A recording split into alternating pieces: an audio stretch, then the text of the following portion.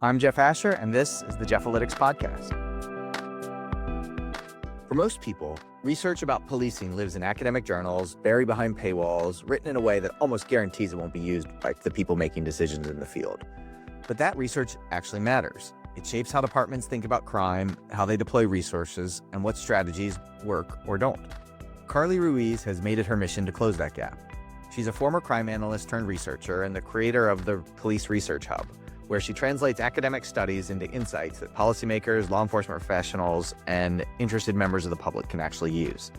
In this episode, we talk about what crime analysts really do, why data visualizations play such a critical role in decision-making, and how emerging tools are changing the landscape in criminal justice.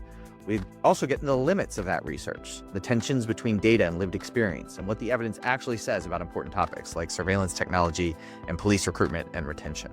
Let's get started. My guest today is Carlee Ruiz. Carlee, thanks for joining me.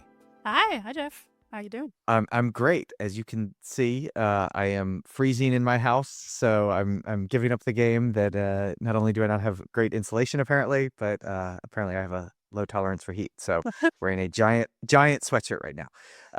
So now that I've already totally gotten off track, Carlee, what is your background? What brings you here today? I guess the biggest thing that brings me here today is that I host a little website called Police Research Hub, where I take peer-reviewed research, policing research that usually stays up with the ivory tower and the academics and bring it down to make it actually actionable and bring insights from that to law enforcement or law enforcement adjacent profession. So a little bit of my background, I was a crime and intelligence analyst with a agency here in California for 4 years. And I think I was in almost every single department there at one point, where I worked in their RTCC, I worked in investigations, I worked in the chief's office, I worked in their intelligence area. But a lot of times I was the one that was tagged for like, hey, we're doing this project, can you see if it's working? And, doing kind of these like low-level research projects. And that's kind of really where I shined and really had a great interest in. So I wanted to take that to the national stage, so I joined RTI as a justice researcher in their policing research program, where I do a lot of projects around like fatal, non-fatal shootings for increasing clearance rates, helping with police retention, peer support programs. I also evaluate organized retail theft, violence intervention, all these little things. If it involves a law enforcement agency, I will probably hop on it because I love working with law enforcement. From there, I especially realized, both from my experience within working in the agency and then kind of working outside as a researcher, is that a lot of this like really good academic research that has really, key findings that can be really helpful for law enforcement, it's just not accessible. It's either locked behind a paywall or just in somewhere that really most law enforcement wouldn't even think to look when they're trying to think of, how do we solve this problem? And so I wanted to be able to bring that out of those journals and bring it into somewhere that's accessible and usable and actionable for law enforcement. I'm embarrassed to say that you are the first crime analyst or former crime analyst that I've had on the podcast to this Oh, wow. thing. I'm surprised. And so I just thought this is a bit of a tangent, but can you just sort of describe like what is a crime analyst? What does a crime analyst do for a police department? I realize that some people in the audience may not just be aware of this as a profession. Yeah, definitely. I'll have the honor.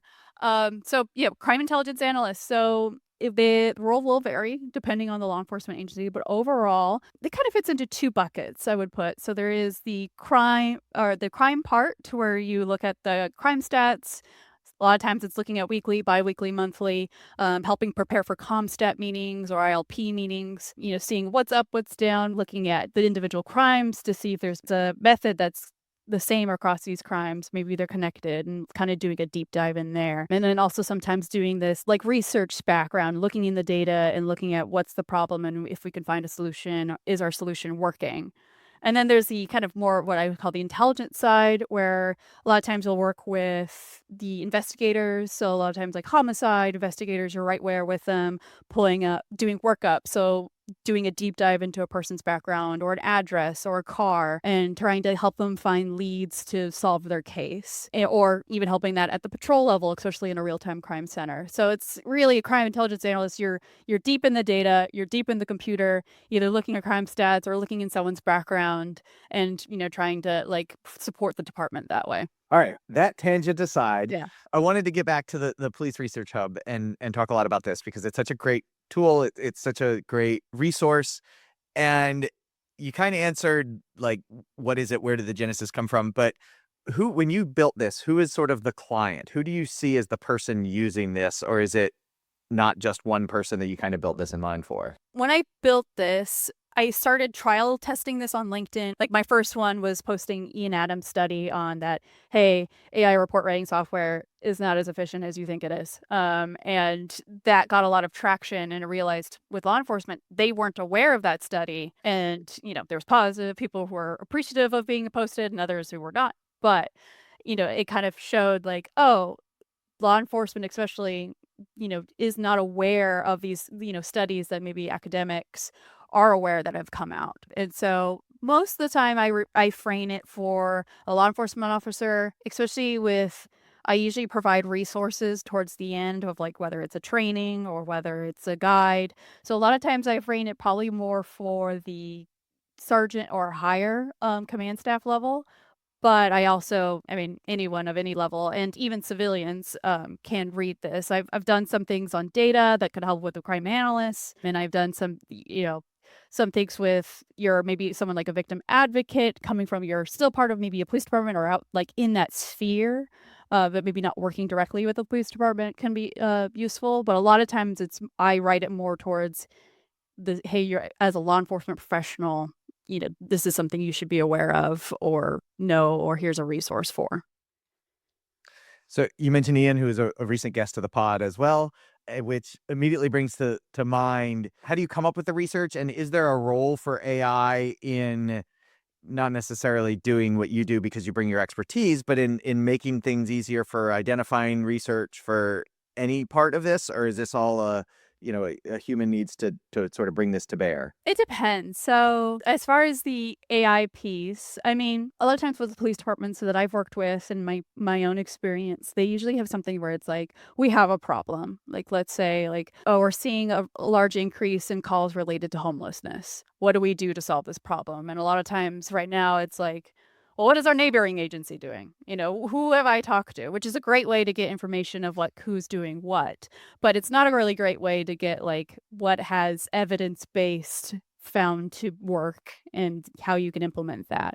So I guess, AI could be useful in being able to at least give you the research articles or at least get you, hey, there is an evidence base on this particular topic that could be helpful when you're developing your program, and pulling articles for you. But I would still recommend reading them because sometimes it does like to fabricate citations. And so I would make sure that, hey, give me the actual article. Don't just give me the answers because it might give you something that's incorrect. But it could definitely give you a nice starting point of like, I have this question, what's out there?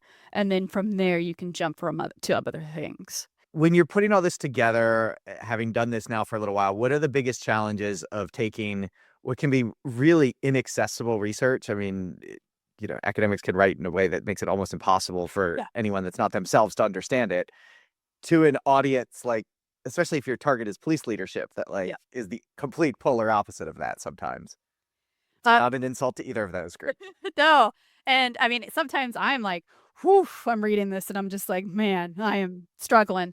But I would say a lot of times, especially the data pieces, like I've done a couple pieces on like predictive data or AI, if you're not in that realm, can be difficult to understand. For a lot of people, AI is still this black box of mystery. And I don't, you put in something and it put something, and I don't know how you did. So especially for academic research articles, it could be difficult to understand what it does, but there's some really good, interesting things coming out about predictive analytics that can be useful to law enforcement, but also is very key to understand how it does that. I do ask when people subscribe to my website, hey, what topics do you want to hear? And using data is my most popular topic that mostly law enforcement who subscribe want to hear about. So it is something that they're very interested in.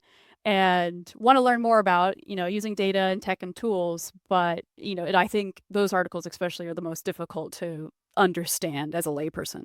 What kind of feedback have you gotten on all of this? As far as feedback, most of it's been positive as far as bringing light to some findings that have, that people were not aware of before. I add a lot of storytelling elements, or if I have personal experience, I'll add that, and people, like that kind of realism in there. I have got, especially whenever I bring up AI, there's always a little bit of like the debate of, usefulness, or, is it here to take our jobs? Like there's always some sort of kind of squabble there. But most of the time, the feedback's been very positive. There is a few resources out there that do something similar. I know that like the Applied Policing Briefs, Dr. Radcliffe has his podcast where he interviews people as well. So there is resources out there like mine, but there's not enough, I would say. And so I think people are very hungry for this kind of information. Yeah, absolutely. So can we dive into what you found? I'm putting you on the spot. I don't know that you have an encyclopedic memory of all of the things you've written, but have any of the research topics that you've covered really jumped out as like either unexpected, or have you think translating it to a wider audience has had a bigger impact? I think, okay, so one I will use, I always surprised when I'll think something like, I don't know, this will be popular, but I want to get this out there, and then it explodes. One, I did a post on data visualization and what's the best way to display graphs in a ComStat meeting, and something as a crime analyst, I was very like, would die on this hill to, let's not do week-to-week comparison, what's up, what's down. I think this was one of Renee Mitchell's articles doing a study of like, hey, let's show these different types of data visualization graphs to law enforcement leadership and see if they can make decisions, which graph helped them make the better decision in terms of response. So did they understand it better? Instead of like, let's just do normal percent change graphs, let's do one that shows the median for this time and a standard deviation above and below, to show, hey, crime does fluctuate, but hey, this is above our norm. This is out of the standard deviation. Maybe we should do something about that. And, with that kind of graph, leadership was able to at least deploy a better solution to address that increase in crime versus just using a normal percent change, in which maybe this is not the most exciting finding, but for me, like that's something that I don't think law enforcement is aware of. Like, yeah, there's a study on what's the best data visualization to use to help you make decisions, and maybe there's better ways and there's not so good ways. And that was probably one of my more popular posts. A lot of people were commenting on it and sharing it and reposting it and showing that like this is of some great interest. And I don't think a lot of law enforcement was aware that there's other ways to do this than just doing percent change. Sometimes I'll post a graph that'll be like percent change because it's just easiest sometimes, and it's for public audience. And I feel like, well, you should really use z-scores. Like if you can, like trying to describe that to an audience. I mean, it's very difficult. How do you balance? Yeah, I made the mistake when I was a crime analyst. I told my chief, I was like, oh, and the Poisson z-score is this. And then they never let me forget about it for years on end. It was like they were impressed, but also like, sometimes you don't use the terminology and just keep the stats language out and try to keep it as plain language as possible so they understand. Yeah, it sounds fancy. Yes.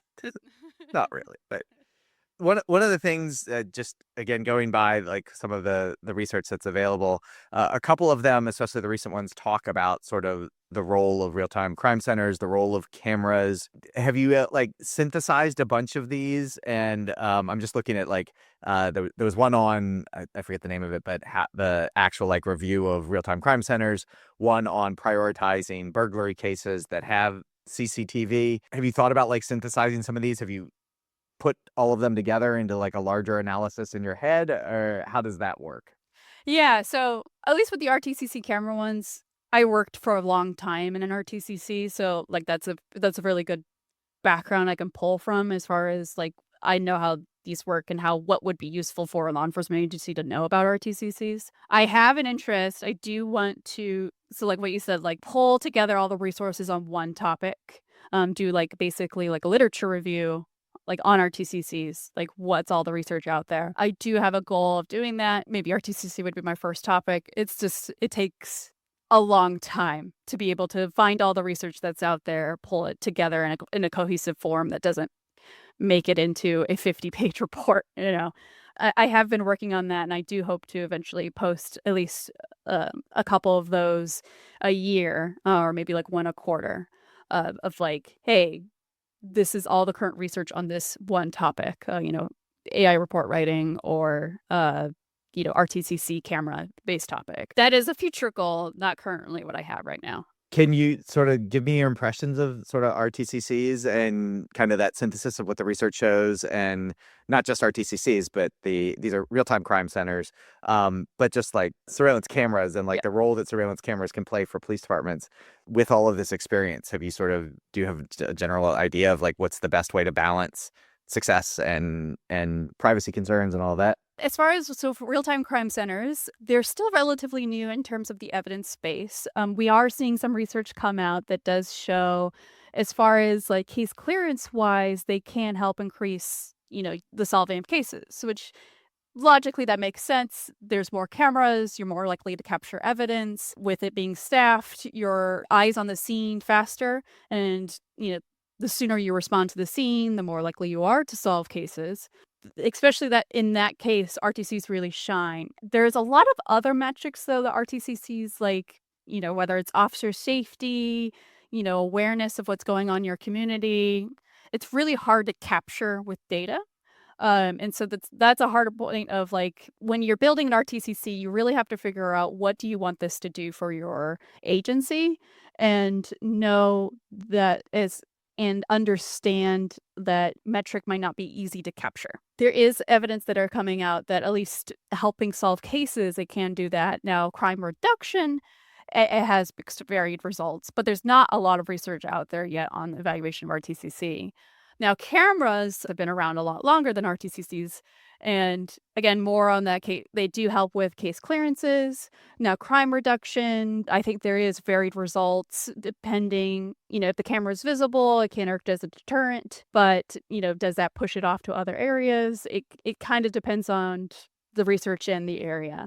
But I think overall, real-time crime centers, license plate readers, putting all those technology pieces together there is more evidence, and it's starting to grow that like, this can be very helpful in solving cases, in getting situational awareness, in your community and what's happening in your community. Looking more broadly, how do you respond when sort of the anecdote leads rather than the research? When you run into people, you're explaining what the research shows, and they say that their life experience or their opinion says X, and actually the data says Y. How do you have that discussion?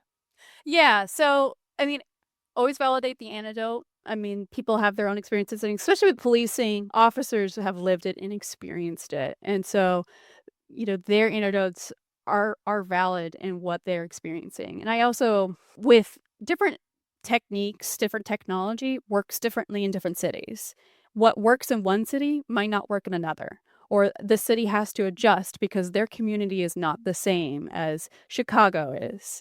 Chicago and Oakland are not the same. And so what might work in one might not work in the other. And so it works for them because of their personality and who they interact with. And maybe they have rapport, where in this other city, the officer doesn't have the same rapport and it doesn't work. And so that is like, I hesitate to shut down anecdotes because things will differ. And also the field of policing research is relatively new.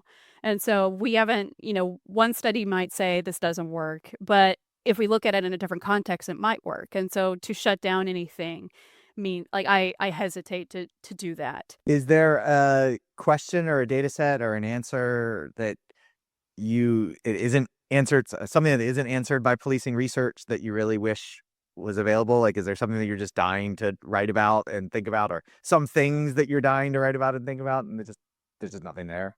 I mean, okay, so I do a lot right now. I have a big project on AI and policing, so it's very new. So we don't have a lot. So loved more of like a lot of this technology, more of how is, especially like data analytics, integrated data analytics. How does that help law enforcement, if you bring all these data sources together and, you know, give them LPR and their CAD data and their RMS and their neighboring agencies and, the OSINT and all that stuff, does that really help them solve cases? There's nothing on that now, and so, and it has a lot of potential. And as an analyst, I'm like, I could see the potential of it, but, there's no research on it. And then also like license plate readers. There's not a lot of research out there on them because it's very difficult to identify, like, every agency who adopts on LPR. I always try to say, hey, if you make an arrest, make a note that it was because you pulled it from LPR. It was an LPR hit. And that's always been difficult to get across to agencies of like, track that info so you can prove that LPR works for you. It helps you, with your auto theft cases or with, your warrants and whatnot. I mean, I even talked to a couple guys at Flock Safety who are like trying to get agencies to track this data, and it's very difficult even from their end. So that's something else I would LPR and AI and how that's changing the policing field. We need so much more research on. Sort of at the other end of the spectrum, how do you handle research that, it's not obvious what the answer is, what the finding is, or potentially it's a really interesting finding, but it's potentially not the strongest finding or even potentially a bad finding? Like, obviously there's a wide range of quality in research. How do you sort of, work through that? What comes to mind is so Jerry Radcliffe ran a study in Philadelphia. Also a former podcast. Okay. Yeah. He ran a study in Philadelphia where they had I think it was like within their transit unit, they signed a like a social worker with an officer, and especially when this was in the height of like alternative policing programs. Instead of having officers show up, you have someone else like someone that's of either a psychiatric care social worker show up. And I think, yeah, like his finding was like, officers who like the officer only actually had better results, or they're about the same results as an officer with a social worker. And when you look at that on the surface, you're like, oh, so social workers don't really work. But when you dive deeper into his study, he, brings out the point of, well, okay, these officers who are working have been trained in like multiple things of like with like a social worker, like many had a social worker background, and they've been trained in like how to interact with people who are, having mental episodes, who are dealing with addiction and drugs. So they've been specially trained. And then the social worker side, there was a lot of turnover because the way the position was advertised, they didn't realize how much work would go into it. They just had a really hard time keeping these social workers employed in these shifts. And so it's kind of like, well, does that speak to the, social workers don't work, or does it speak more to, well, these officers are specially trained so they do better, but also these social workers weren't really given a good shot because they had a lot of turnover, they didn't have a great amount of training. And so, so that's like a mixed finding where it's brought out of like, maybe something we can learn from this is when you're implementing something, make sure it's given its best foot forward. And so that's something I emphasize a lot, and sometimes in implementation research that I talk about is if you're implementing a solution, consider all these factors, because a lot of times I see with law enforcement, let's just start something, get it going, run with it. And then there's a lot of issues that pop up, and then they say, well, it didn't work. And you're like, well, it might not have worked because it wasn't implemented well. And so that's, always kind of a consideration when we see mixed findings are not working is how well was it implemented? How can we better implement it? Was enough forethought and consideration put into it at the beginning for it to, actually have a chance? Which sort of brings up the question of how do you communicate to your audience that like, here's what we found. This was a study. It's not like every experience, your results may vary sort of thing. In terms of this is what the research shows, but the research is not perfect. How do you communicate that to people that don't? They say, oh, somebody did research, it must be true. So for the instance with Radcliffe's study, I did display the results of like, okay, they're either like the same or the officers actually did a little better. But I did go into, as a part of reading the full study is going into, hey, these were the downsides of, like, basically kind of what I just told you, of like the social workers had a lot of high turnover. They didn't have clear enough job description, not a lot of training, and these officers have had a lot of training that more than general officers do. So I brought to the point of like, if you're interested in doing this program, even though it was kind of a null, that here's a ways that maybe you can have more success with it.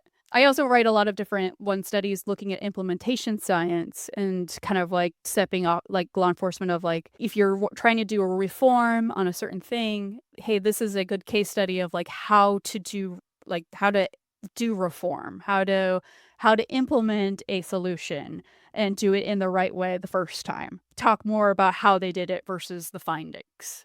So I kind of will talk more on that. The last kind of like big area I want to get into is sort of near and dear to my heart, and I think you've got some experience with this, which is police recruitment and retention. Mm-hmm. And I'll sort of set the stage for the audience. I'm sure you know this, but the vast majority of police departments lost a ton of officers between 2019 and that sort of 2022 to 2023 period, and are really struggling to start to grow. And I have a Substack that I'll eventually publish that it looks like they maybe started to grow a little bit in 2025, but still most big police departments are well below where they were 6 years ago. And obviously from a resource allocation standpoint, how many detectives you can put on the streets, how your response times will look, how your clearance rates will look, all of these things are impacted. Your service delivery, police departments as service delivery organizations are very much impacted by the fall of officers. I swear there's a question in this. Good. What have you found? What are the key issues facing departments? How can they start to grow and stem the tide of resignations and improve retention? Is there research findings in this?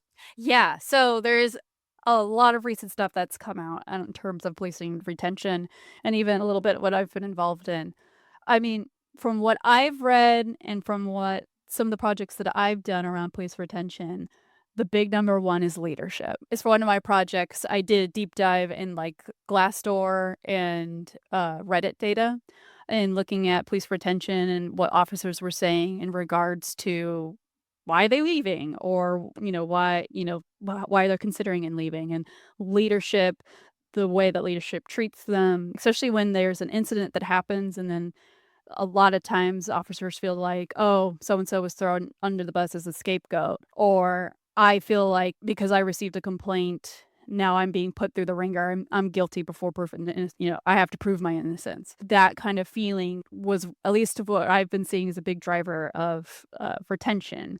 I know I've posted a couple studies that show that, like, one of the big points for like officer wellness is like, oh, PTSD. You're being exposed to very traumatic incidents, especially as a law enforcement officer. That's driving that. And while that PTSD is a major component officer wellness that needs to be considered and that needs to be, given resources for and understanding for, that these organizational factors of how your leadership is, how your scheduling is, how safe you feel talking to your sergeant or to your lieutenant, you don't feel like your organization supports you, you're way more likely to leave. And also way more likely to feel like your PTSD symptoms like are exaggerated. There's a lot of research out there that a lot of times it's not just like, oh, it's because of what happened. They can't handle what's happening out in the field. It's because they don't have the support of their leadership behind them, but the support of their organization behind them that's driving them out or driving them to have, burnout. Good thing is that can be changed. I definitely had a few articles on that. Going, full into opinion mode, do you think that it's possible for police departments to grow substantially, or is this just not an environment that's conducive to that and we have to learn to live with what we have? I mean, I would say like mass hiring, never is really that good of a thing, but the way they recruit matters. And I think as far as recruitment wise, especially with like the efforts of 30 by 30, which is, if you're not aware, is, for in the US to get, if you're a 30 by 30 agency, you're trying to get 30% of your recruits to be women by 2030. There's a lot of different like recruitment efforts are towards that way. It's a little harder to say if there's like a growing mass that you'll be able to get to the numbers you were in 2018. I know some departments are. Some departments are back to where they were. And definitely the departments that I've spoken to have either done some wellness initiatives or really made sure to keep their guys and focus on retention. And retention bonuses don't necessarily work, but, to make sure that their officers are heard and more of a focus on that versus recruitment. But if you're down on your officers, I mean, you need to focus on recruitment and try to focus on diversity recruitment. And there is a few studies out there, at least, that show, depending on like the videos that you have, what type of traits you show will change what people who will apply. So if you're showing a lot of the SWAT Like gear, your promotional video of everybody smiling and doing their hard work.